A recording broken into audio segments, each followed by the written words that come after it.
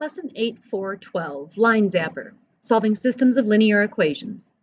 In this lesson, you'll solve systems of linear equations using algebra. Make sure you watch the activity or click through the slides for the activity before moving on to take the notes here.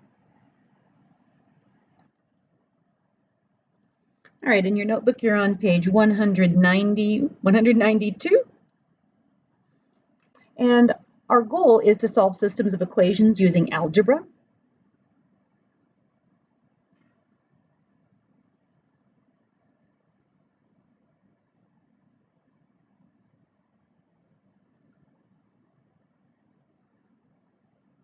Remember, the solution to a system is where the two lines intersect, or the point that's shared by two equations. We've been looking at a lot of graphs, and I love those. They make the solving easy, but we don't always have graphs handy for us and already made, and sometimes it's too troublesome to make graphs ourselves. So we can do this using algebra just with some paper. So let's take a look at how to do it and the steps we need to take. Sometimes it's easier to solve a system of equations without having to graph the equations and look for an intersection point. We're still going to find that intersection point. We're just going to do it with algebra. In general, whenever you're solving a system of equations, we know we're looking for a pair of x, y values that make both equations true. In particular, we know that the value for y will be the same in both equations.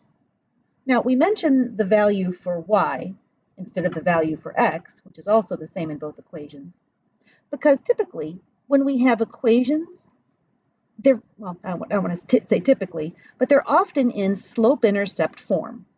Y equals an expression. Y equals an expression. And if those values If my solution has the same y value, then I can use that to find a way to solve this equation algebraically. If we think about it, if this expression weighs the same as y, and this expression does too, then these expressions weigh the same as each other, or they have the same value. So our first step in using algebra to solve this system, instead of graphing, we're going to write an equation that we can solve. So in this system, like we said, we know that the y value of the solution is the same in both equations. So we can just rewrite these two equations, the system of equations, setting the two expressions that y is equal to each other. And that's really our first step with this technique.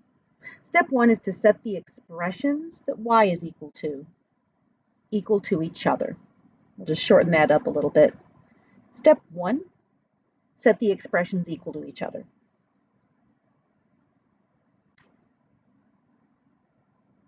And by expressions, I mean the expressions that were equal to y.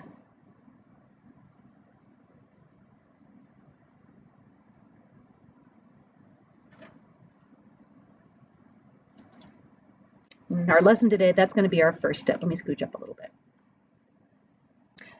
Once they're equal to each other, step two is just to solve this new equation for x. We got rid of y when we set the expressions equal to each other. We'll come back to y later, but step two is to solve the equation that we now have.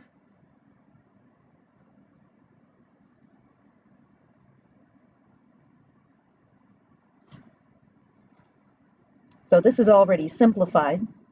I'm going to eliminate the constant term on one side. I think I'm going to subtract 6 from both sides.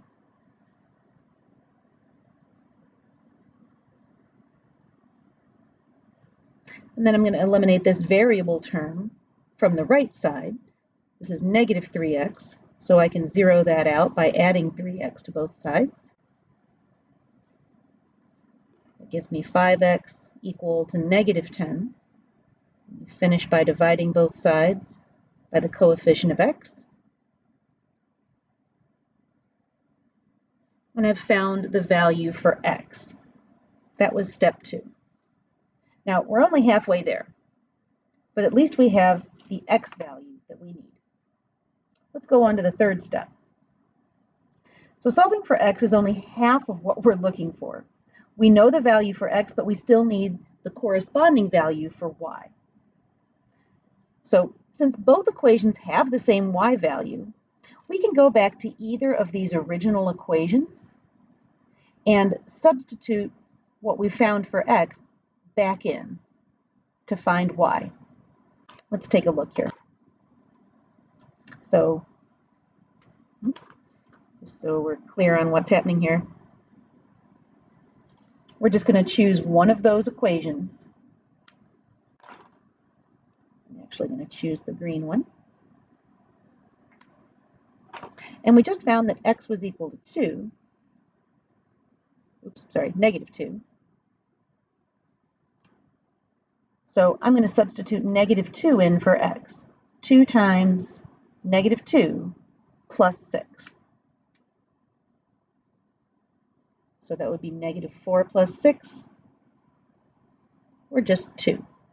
So what we've just found is that y is equal to 2 when x is equal to negative 2. Now we just have to find that value once. We found it. We found that y equals 2. So the solution to this system, the coordinate, we found that x was negative 2, and we found that y was positive 2. That's our solution. But, oops, I forgot to say step 3. Step 3, substitute x into either original equation.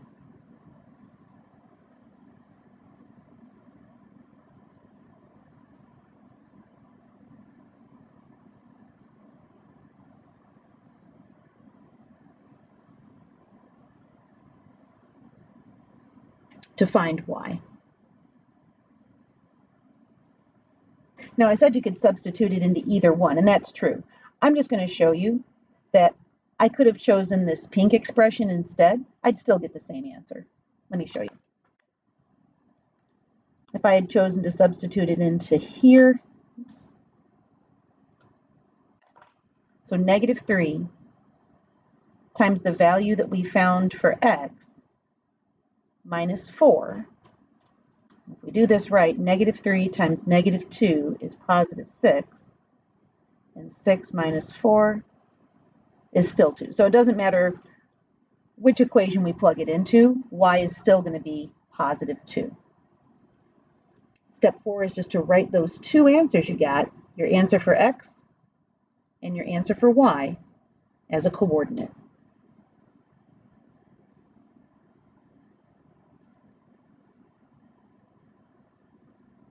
Write the two solutions as a coordinate, the solutions to the equations.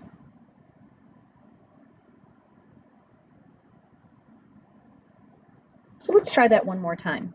That's a lot of steps. But I'm going to recap first. If we have a system of equations where two expressions are both equal to y, my first step is to set those expressions equal to each other.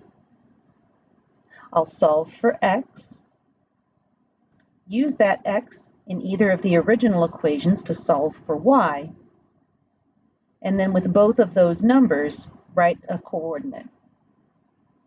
Let's do one more and try those steps again. A little summary question asks, what are the first steps you can take? But we're going to do all 4. So here we have our system of equations. Both are solved for y. It says y equals 2x, y equals negative 3x plus 10. So let's go ahead, and the first step is to set the expressions equal to each other. This one is just referring to step 1 up here. I'm going to highlight them again so you can see where these values are coming from. These are just the expressions that are both equal to y. So 2x is equal to negative 3x plus 10, since they were both equal to the same thing anyway. Step 2 is to solve it. Looks like I have a constant on the right side, so I need to move my variable term to the other side.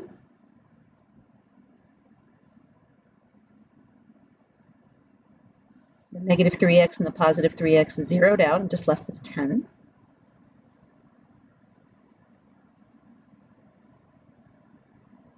I'm done with step 1. I found x.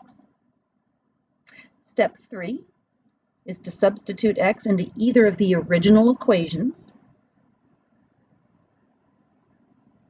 So I'm going to choose this one, y equals 2x. I could have chosen either one, but this one looked simpler. So I found that x was equal to 2, so I'm going to substitute 2 in for this x.